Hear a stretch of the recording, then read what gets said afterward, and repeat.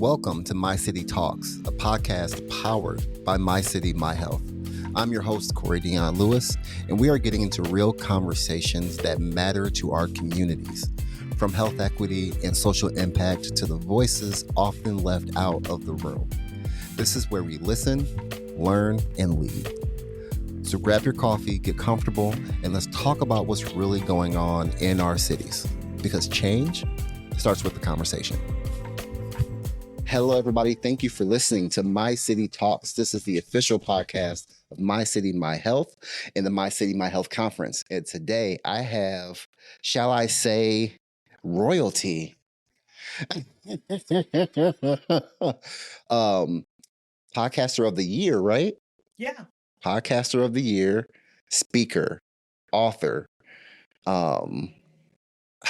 regular chick. regular schmegler, yes. But what Marlon call you, auntie? Oh. Shout out to Marlon Ewing. That's the homie. I love Marlon. Thank you, Corey. Thank you.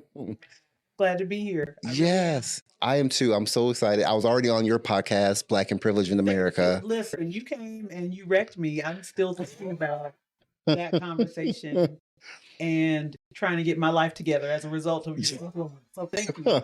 Oh, good. I'm glad I have some positive influence. And thank you, because every time I talk to you, Abena, it always feels, you're always very encouraging. You have this tone to your voice that is very like, okay, one, I need to listen. If I don't listen, am I going to get in trouble? Really? Well, I'm auntie for real. You auntie oh my gosh. I feel a deep sense of gratitude. Yeah. Oh, of course. And I say that with all like, yes. Yeah. And it's so cool. And like I told you before, I'm always learning from how you speak and everything. So it's always a pleasure to be able to chop it up with you. And I'm super excited that you are the moderator for our Civic Engagement Panel this year at My City, My Health. Can you kind of tell me a little bit of why you said yes and why this is important to you? Because some people might say, hey, this is obviously more than a public healthcare conference or event. But why would you want to be a part of that when it is kind of heavy leaning towards that way? I feel very strongly about us as a community utilizing our collective power to impact change, to affect change.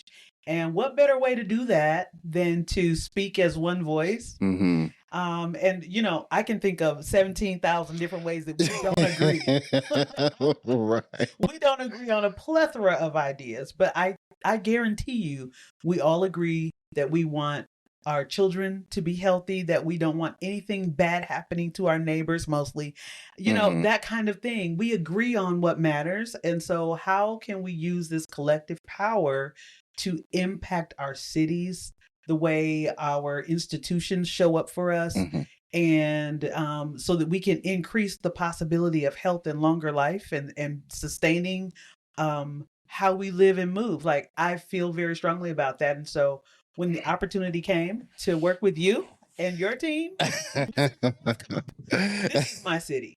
This is one thing people who know me understand, is that, yes, people might have, from the outside looking in, they may have their opinions about Iowa and it being the middle of the country and the city of Des Moines or whatever it may be, all the stereotypes.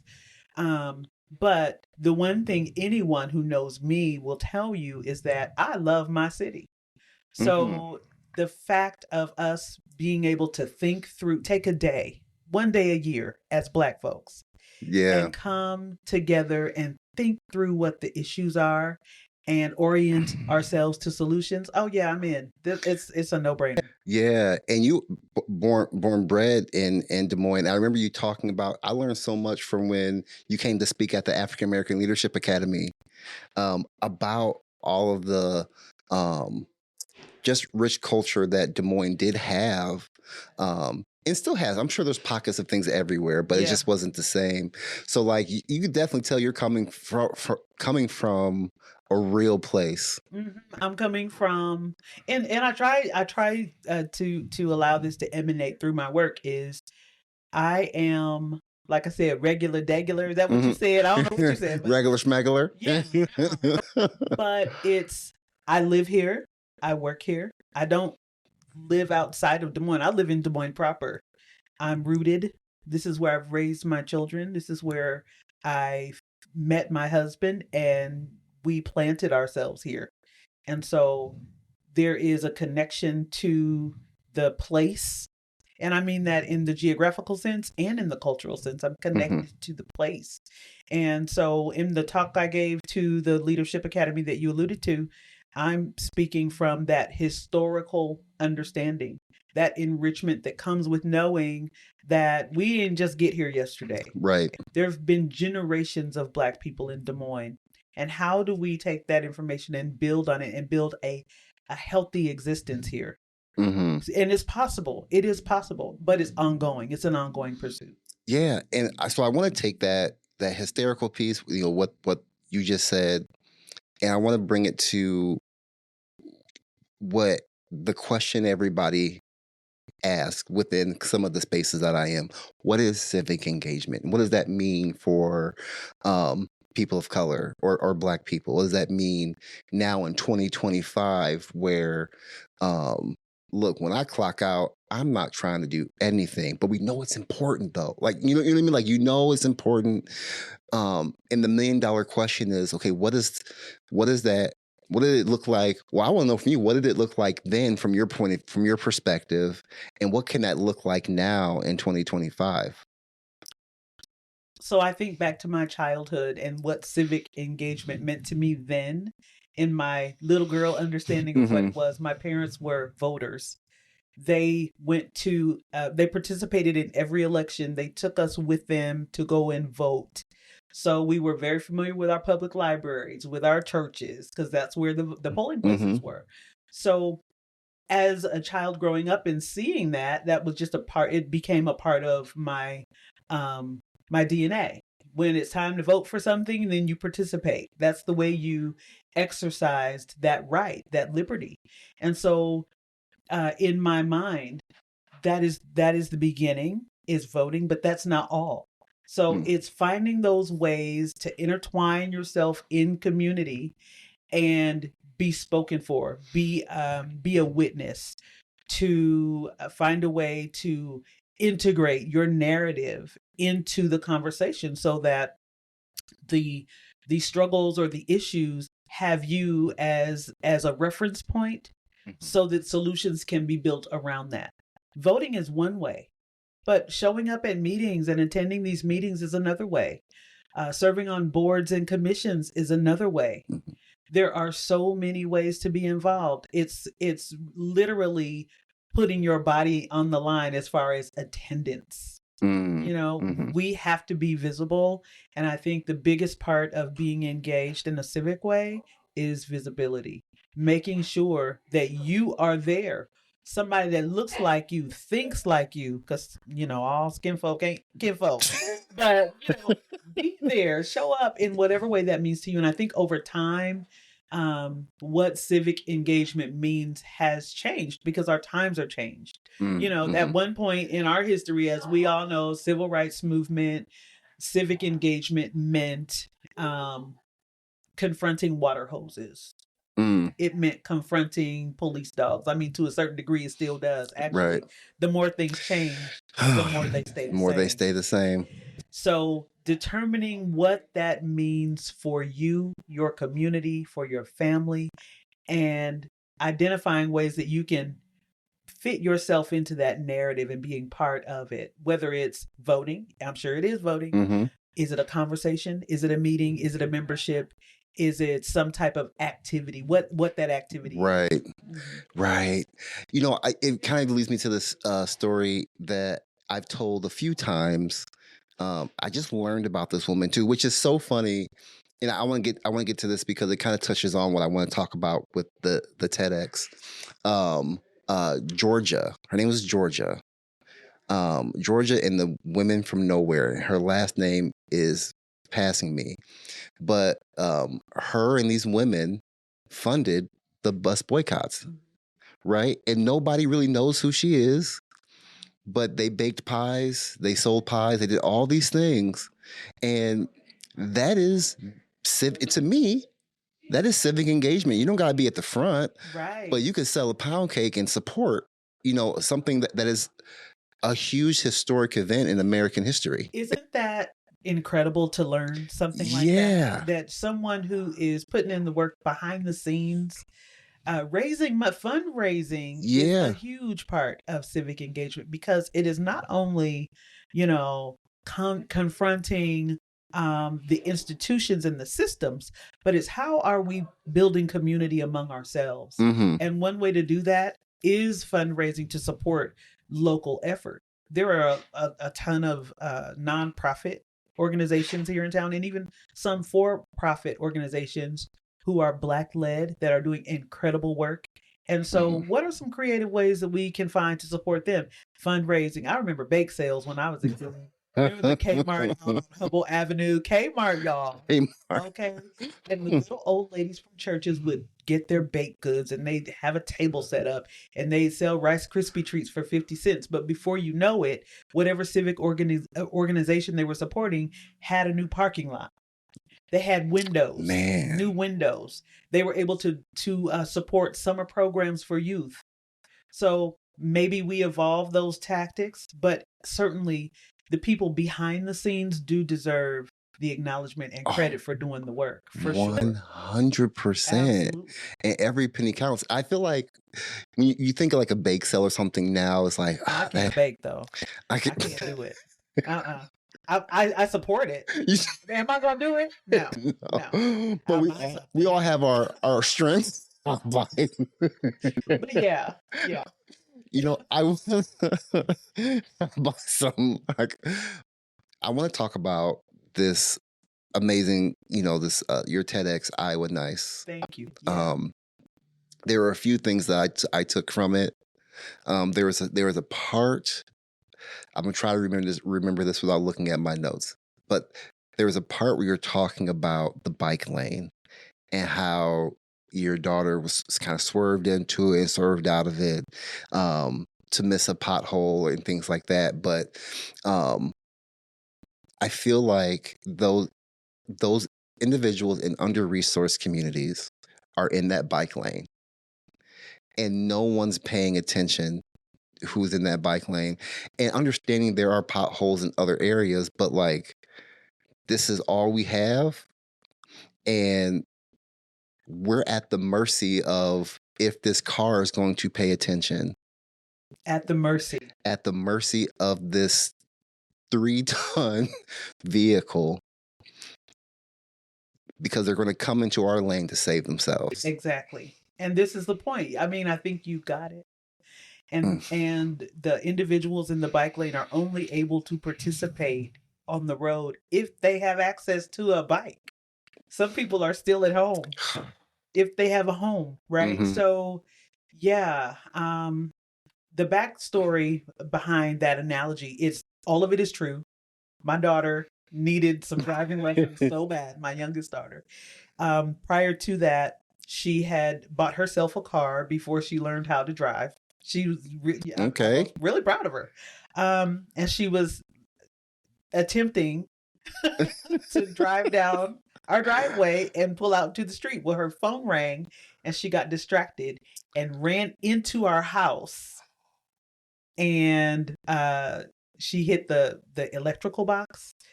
The power was destroyed. We had to have the whole house rewired. So yes, she needed driving lessons when I was So we were already dealing with a sense of despair. It was hard. Tension was high. And so I'm in there and I'm on her. Look over your shoulder. Do not forget to put your signal light on. You follow that car in front of you, because my husband was driving the car in front of us. And so I was really on her. That still small voice, I would say, on her shoulder. Mm-hmm. And she still swerved. She still swerved. So these are some of the things. And no one was in the bike lane, but truly, I think the overarching idea is that people who are marginalized are easily represented by the bike lane. And I chose that subject because in our state, we have RAGBRAI. People take their bikes and do incredible things. Yeah. It's a meaningful conversation. So what better way to have a conversation about race, particularly Black, than to use the bike lane? People are listening to talk about a bike here in Iowa, in Des Moines. We're gonna listen. Oh yeah. So yeah, it's been an interesting journey. Yeah. Through that. And I love this concept of the Iowa Nice. I'm gonna have to look at my note. The bulletproof shared story. Yeah.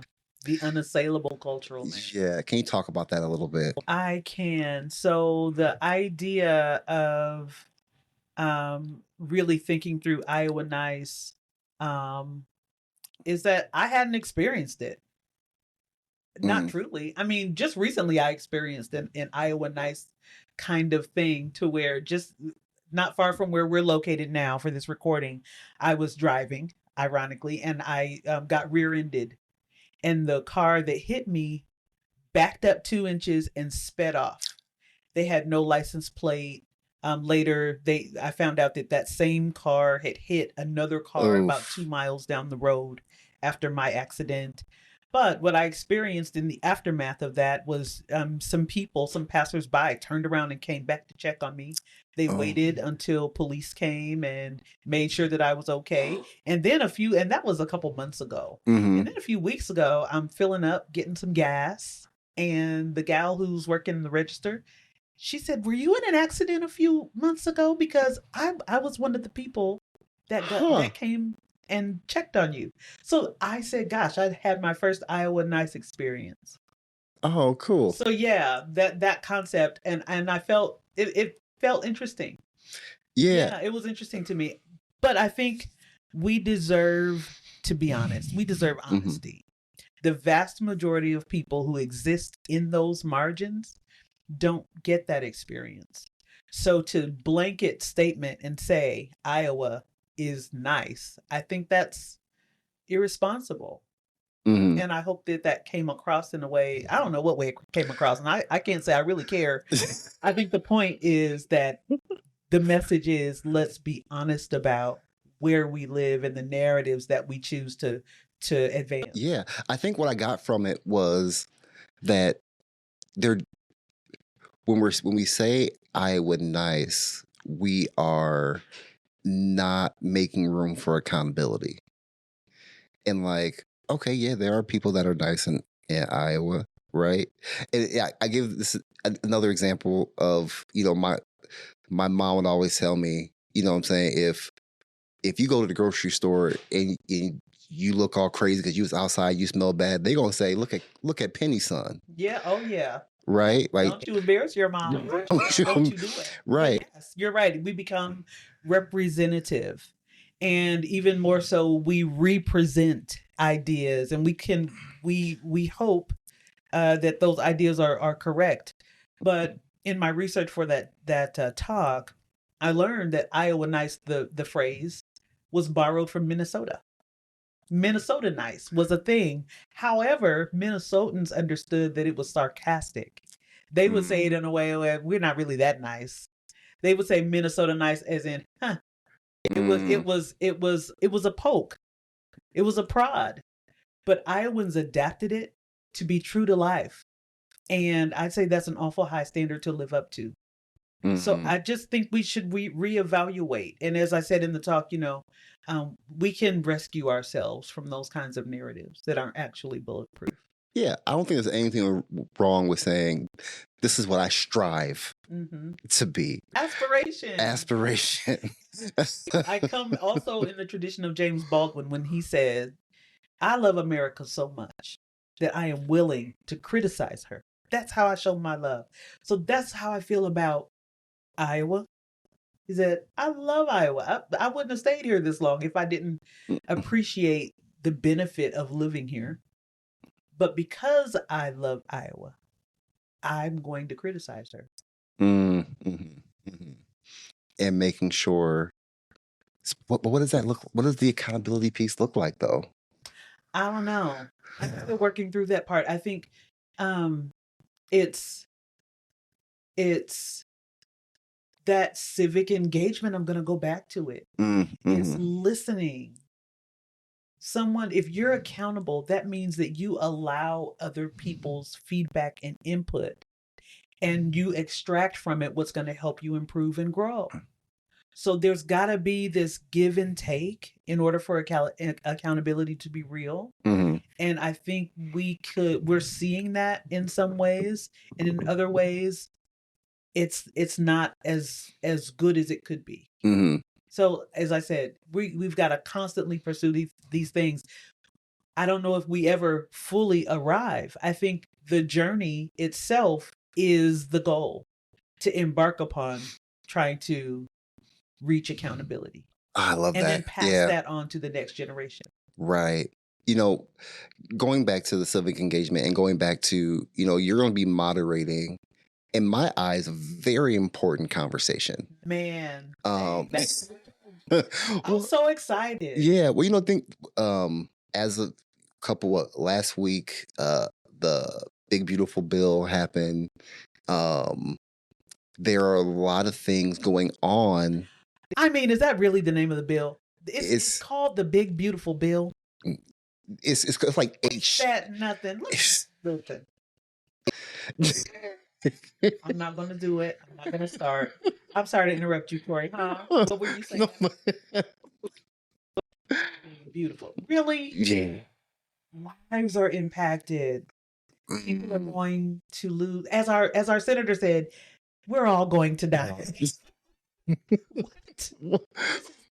What are we doing? And it's going to impact how millions of people access care. It's going to impact how the future of our future doctors and everything, all of this heaviness. And then November 14th, you're going to be moderating that energy.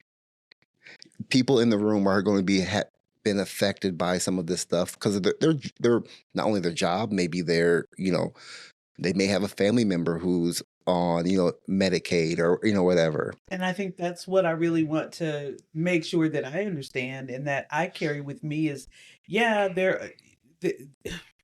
as you said, jobs, people working in healthcare, in public health are likely going to be impacted, but we all know somebody who is dealing with, especially, listen, we're Black in Des Moines. We know someone who's dealing with prostate cancer. Oof. We know someone who has high blood pressure. We know someone who's dealing with some cardiovascular stuff. Yep. Somebody debating on whether or not Ozempic is actually a good choice or if it's cosmetic. Like, we know this. Everything. Yes. Know this. So walking in and carrying the understanding that every single person in the room knows someone, if they're not dealing with it themselves, this is a personal conversation. So as we're talking about it under the overarching idea of public health for our city, it's personal. And so really understanding that, honoring that, and driving, leading up, I don't even want to say leading, like we're having this conversation together. And I would like for people to walk away from that panel with an understanding of what they can personally do to impact themselves, their family, their community. If that happens, I'm good. I'm gonna go have a margarita. One margarita. Wait, we're having a happy hour at the contrary right afterwards, so you can get. Period. Okay. Get it there. We are having but seriously, if that happens, if I'm hoping that that someone, many people, everyone, has an actionable insight that they could use to make a difference in their life, and as a byproduct, impact their community. Yeah, and you know what? I think that's the biggest takeaway that I would love, just as someone who's going to be watching, you know what I mean, is like there's going to be a lot of tension in the room, a little bit, my city, well, a little bit, because there was a little bit last year, because last year was right after the election. Oh yeah. So I was there last year, and I'm gonna tell you something, Corey. This conference is freaking amazing. Oh, And thank there you. was tension in the room, but I don't know. I use tension because you used it, not because it's like actually what I was feeling. Mm-hmm. I think that there was a greater sense of awareness of how real the topics were. That's probably, yeah, a better That way of putting understanding it. that Yep. we know someone, that it might be us, that was alive in the Mm-hmm. room. It was alive in the room. People were on stage thinking about how immigration policy shifts were going to impact the health of their communities. That was alive in the room. And I Yeah. suspect it will be alive in November. Yeah. I Mm-hmm. hope it is. We need to keep these things at the forefront so that it drives solutions. Yeah, because I don't think it's a bad thing. I think there needs to be some of that in the room so people understand the severity of the situation. Like this is not. I hope this isn't just a one and done conversation. It can't be. And I'm It so can't be. tired of conversations that are had by people who aren't impacted. Like Mm-hmm. I care if you can unlock resources for solutions, Mm-hmm. but if you don't have a stake in it, who are you talking to? So I love My City, My Health because you bring to the fore people who have a stake in it. Mm-hmm. And we all do. But people who really have a stake, who care, they're in the room together. We're all Mm-hmm. listening to the same thing. And like any good book, because I like my book, we can all be reading the same book and come away with a different understanding, which is a beautiful thing. It is. It is. It is. I wanna lead into kind of you brought up your being an author in your books and you doing great things. I want to know the storytelling behind how and this is something that I'm trying to unlock myself from doing the videos that we do, the podcasts, and something I think you do really, really well is telling the story, even through Black and Privileged in America, and even through speaking and things like that, telling the story. And I think as I'm sure you can agree, people learn better when they can understand the story. So how do we tell the story that one, everybody plays a part, and two, yes, I know you're coming to the conference, you want to be educated or you want to learn something, but it's more than just putting something in your notebook and then going home and feeling good about yourself. Mm-hmm. You know what? I just absolutely adore you. I think I say that every time we talk. Because storytelling really, okay, so I'll give an example. I was doing this research on enslavement, and it was heavy, it was hard to swallow. But I needed to do the research because I was working on a project. Mm-hmm. And what really changed the game for me, I was learning about the ways in which Black folks resisted policy at the time. And I came across, and I was reading a bunch of just blanket narratives, but I came across a story of a woman whose name was Sarah. It made enslavement real because it had a name. Mm. It was a person who was dealing with a set of circumstances and just trying to do the best they could. What that taught me, besides, it helped me sort out my project, but it taught me that what reached me was a person, an individual. Slavery wasn't a group of Black people in a field necessarily. It was this one woman named Sarah who was trying to get back to her family.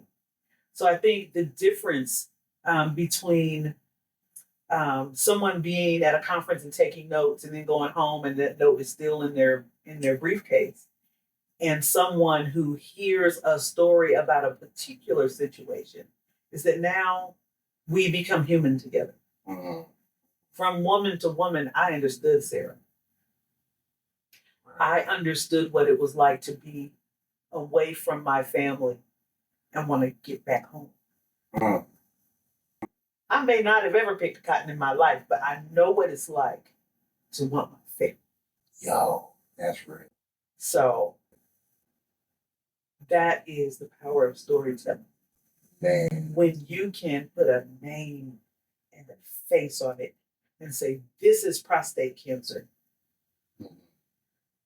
I'm thinking about the fact of Black men in my city being diagnosed late, if at all, having barriers to access to healthcare, and dying at incredible rates from prostate cancer, I'm thinking about Stephen, my stepdad.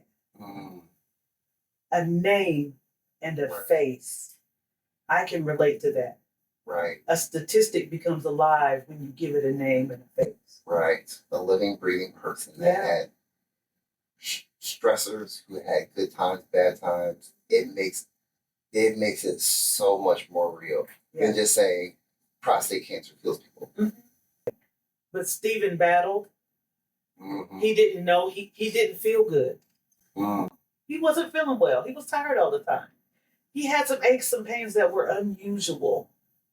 He was a preacher, pastored a church on 14th and University. His wife said, "You need to go to the doctor. We're going to pray about it. You need to go to the doctor." And he went and discovered he had prostate cancer. That is a testimony, not a statistic. Love that. Yeah. I'm going to let that breathe a little bit. Yeah. That's a lot. That's a lot. Before I get you out, first of all, I'm like, gotta go. But I would love for you to tell people about Black and privilege in America. You've had this podcast since, I don't even know when, since I've known you when I was. Yeah. Can I come around it from the long way? Yes. Oh, yeah. Yeah, I want to come around it from the long way. So I'll get to my podcast, but I do want to shout out some of the other work that I do too. Yeah. It all began with Sankofa Literary and Empowerment Group, which is my organization that creates spaces for lifelong learning. And we center the literature and scholarship of Black authors.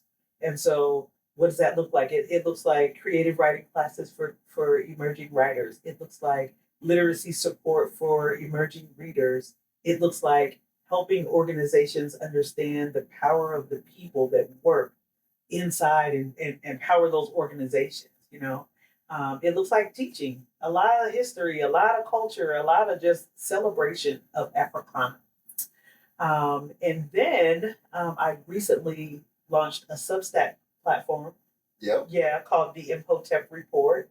And it's my take on some observations culturally, socially, politically across the Black world. So I don't have borders in this column. So we cover everything from Black Iowa to Brazil to Kenya to the Netherlands and beyond. So whatever we can understand that helps tie us together across the world. And then there is Black and Privileged in America podcast. Come on. Okay. So power, love, and money conversations relevant to Black thriving. And that opens us up to endless possibilities of things that we can talk about. So I've been hosting this podcast since 2019. We got started, but we really hit the ground running 2020. So at the very beginning of the pandemic is when, you know, we started grinding, and I began the podcast with a co-host.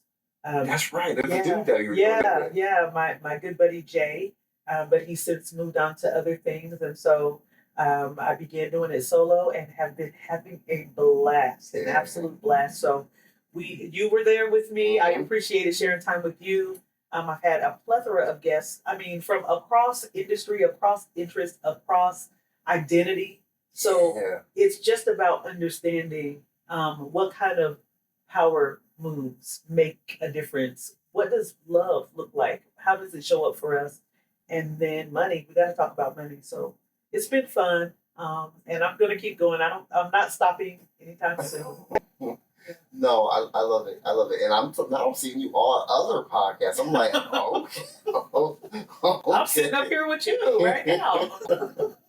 Yeah. Abena, thank you so much for being here. For anybody that's listening or watching, and they're like, man, I got to connect with her. You know, where can they reach you?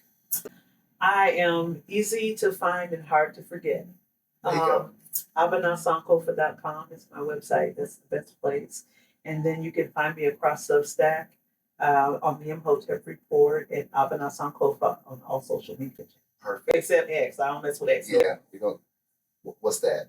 Right. Malcolm X is the only X I recognize. So yes, and I'll make sure I have all those links in the description for anybody that wants to reach out to you. Everybody, thank you for listening. If you are in Des Moines, November 14th, and you are not at Curate Des Moines, you're going to be missing out. Go to www.mycity.health, register now, because it is going to be popping. It is just, I say this every episode when I'm talking about My City, My Health, but it is so true. It's hard to explain. You just have to be there. Mm-hmm. You just have to be there to understand the feeling that is in that room every year. So I'm excited that you're a part of it this year. Well, you're a part of it. Like, everybody's a part of it. But you're a part of it. I'm honored, and I'm going to sponsor 2 tickets. So please do what you need to do. Yeah, absolutely. Yes, I will. Again, thank you so much for being here. And everybody, thank you for listening to My City Talks. I'll holler at you next time. Thanks for tuning in to My City Talks. If today's episode sparked something in you, share it with a friend, leave a review, and don't forget to subscribe wherever you get your podcast. To learn more about our work, upcoming events, and how you can get involved, visit us at mycity.health. I'm Corey Dion Lewis. Stay curious, stay connected, and remember, we're a community on a mission. And the mission is just getting started.